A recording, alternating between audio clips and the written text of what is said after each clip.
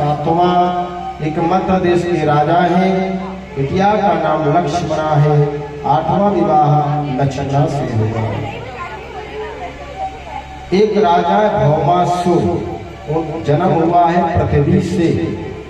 उन्होंने संकल्प किया था कि 20,000 जब कन्या एकत्रित हो जाएंगी तो एक मुहूर्त में विवाह करूंगा। उसका क्या नियम था? अहंकारी राजा का, जहां सुंदर कन्या देखता था जबरदस्ती चोरी से जैसे भी छीन लेता था। 16,100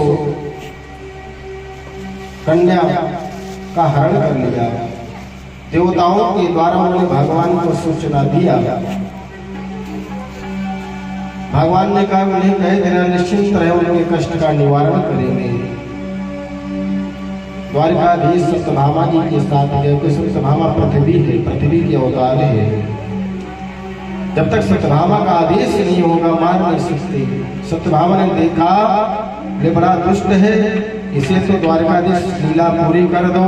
भगवान ने भौमासुर का तमाम किया और 16,100 जो कन्या थी कुंवारियां, उनसे कहा अब तो मुक्त हो गई राजा के कैद से, अब आप अपने घर जा सकती हैं।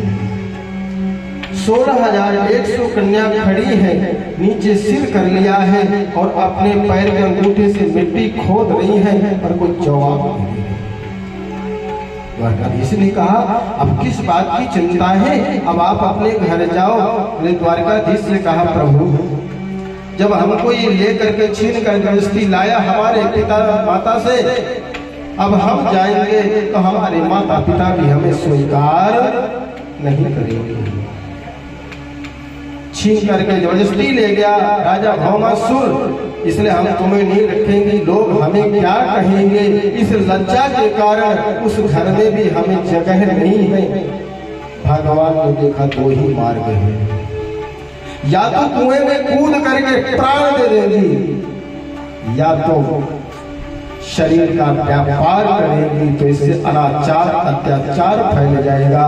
मेरे गोविंद ने कहा कि अगर आपने किसी का वर्ण नहीं किया है तो आओ, मैं सबका स्वागत करता हूँ। और एक ही मुहूर्त में 16,100 कन्याओं के साथ विवाह कर लिया। बोलो बाकी बिहारी लाल विचार करना, अगर द्वारकाधीश उनके वर्ण नहीं करते, अपनाते नहीं, तो कितनी दुर्गति संसार में फैल जाती है। ठाकुर कितना कृपालु है। और एक बात और है, ये है कौन? 16,108 का मतलब क्या है? हमारे वेद में 3 कांड है। ज्ञान कांड जिसके 4,000 मंत्र है, कर्म कांड इसके 80,000 मंत्र है, उपासना कांड इसके 16,000 मंत्र है। उप समीपे आसनम, भगवान के समीप जाना ही उपासना है। तो उपासना कांड के 16,000 जो वेद मंत्र हैं या उपासना कांड के जो मंत्र हैं, और कोई नहीं, सब भगवान के ये मंत्र ही पत्नी बन करके आ गई सेवा करने के लिए। कोई साधारण नारी नहीं। 8 पटरानी को गीता में श्लोक आया है कि वो मेरा को नलो वायो कमलो बुद्धिरेव च अहंकार भिन्ना प्रकृति रसदा। 8 प्रकार की प्रकृति है। कौन सी? ध्यान से सुनना। भूमि, जल, अग्नि, वायु, आकाश, मन, बुद्धि, अहंकार। ये 8 प्रकृति है। और 8 प्रकार की जो प्रकृति है ये भगवान की पत्नी बनके, पटरानी बनके सेवा में समर्पित हो गए। कितने विवाह हो गए? 16,108। ध्यान देना, जो जीव जो प्रकृति के बस में रहे वो जीव है, और जो प्रकृति को अपने बस में रखे वो ईश्वर है। हम सब प्रकृति के बस में हैं, हम जीव हैं और भगवान के बस में प्रकृति है, इसलिए भगवान ईश्वर है। बहुत सुंदर। अनिरुद्ध के भी 2 विवाह हुए हैं। कृष्ण के परिवार में, कृष्ण पत्नियों में आपस में बड़ा प्रेम है, बड़ा प्रेम है। सत्यभामा से खटपटी होती रहती है। क्यों?